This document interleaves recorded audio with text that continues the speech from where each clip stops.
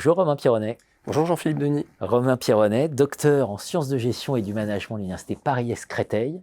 Aujourd'hui, vous êtes chargé d'appui à la politique scientifique au CEREFIGE, qui est le centre de recherche en gestion de l'Université de Lorraine. Romain Pironnet, je vous ai déjà reçu sur ce plateau, vous étiez doctorant à l'époque pour parler de la valorisation, c'était il y a plusieurs années. J'ai envie de vous poser assez brutalement la question, est-ce qu'on a progressé en matière de valorisation et c'est quoi aujourd'hui travailler sur la valorisation? Alors on a progressé, j'espère que oui, je pense que oui. La preuve, on est en train d'en discuter aujourd'hui, donc c'est que le sujet intéresse toujours. On voit qu'il y a un certain nombre d'initiatives qui ont été prises depuis, qui continuent à fonctionner.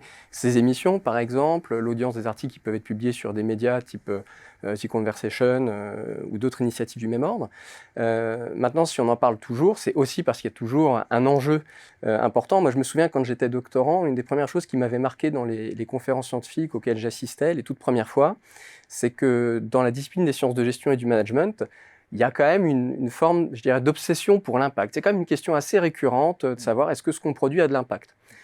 Et on connaît une partie de la réponse, malheureusement, c'est que pas assez, puisque si on regarde au-delà de notre seule discipline, si on regarde l'ensemble des disciplines scientifiques, on sait qu'aujourd'hui, il y a une part quand même conséquente des publications de recherche qui sont publiées, certes, mais qui ne sont pas lues.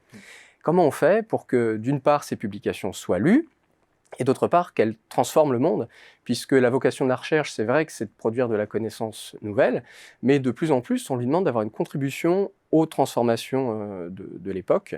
Les fameux grands challenges, les objectifs du développement durable, etc. Les ODD, transition industrielle, transition environnementale, transition numérique, et toutes ces transitions, quelque part, on doit les entreprendre, et on peut les entreprendre soit avec des savoirs que je qualifierais de naïfs, des connaissances qui circulent, des connaissances expérientielles qui ont de l'intérêt, qui ont de l'importance, mais on peut aussi les entreprendre avec le recul, la réflexivité qu'offre la recherche, les méthodes de recherche qui donnent à ces connaissances une viabilité, une fiabilité tout à fait particulière. Et la contribution de la connaissance scientifique, elle est bien là, c'est dans ce recul et cette réflexivité qu'offrent les disciplines, et nous, en sciences de gestion et du management, c'est aussi notre ambition d'avoir cette contribution. Il y a urgence, hein. Il y a urgence quand même, il y a du chemin à faire, il y a des tabous à réussir à faire sauter, des freins, des biais cognitifs, certains diraient. Tous les chercheurs ne sont pas encore convaincus.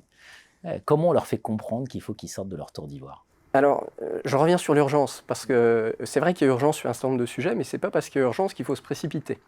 Et une des plus-values de la construction scientifique de la connaissance, c'est précisément qu'elle permet de faire un pas de côté pour construire des savoirs qui permettent de sortir d'évidences, parce qu'on sait bien qu'il y a des évidences qui sont fondées, d'autres beaucoup moins, parce qu'elles dépendent de perceptions.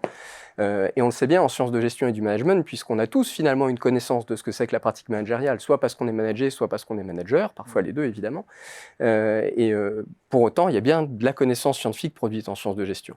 Et cette connaissance, elle amène à remettre en cause des pratiques, à remettre en cause des usages, pour peu qu'on s'y intéresse. Donc ça, c'est une responsabilité qui est renvoyée à l'individu en tant qu'agent économique, mais c'est une responsabilité qui est renvoyée aussi, effectivement, et là j'en viens à votre question, qui est renvoyée aux chercheurs, dont le métier est de faire de la recherche, dont le métier est aussi de transmettre les résultats de la recherche dans le cadre des formations universitaires, mais aussi dans le cadre d'accompagnement de dispositifs d'innovation, d'accompagnement aussi à destination, par exemple, des pouvoirs publics.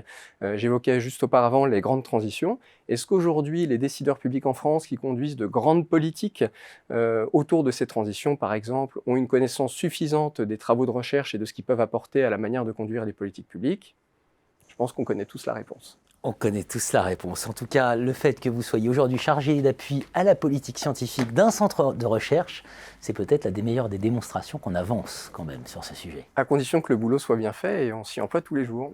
Bravo à vous. Merci Romain Pironnet. Merci Jean-Philippe Denis.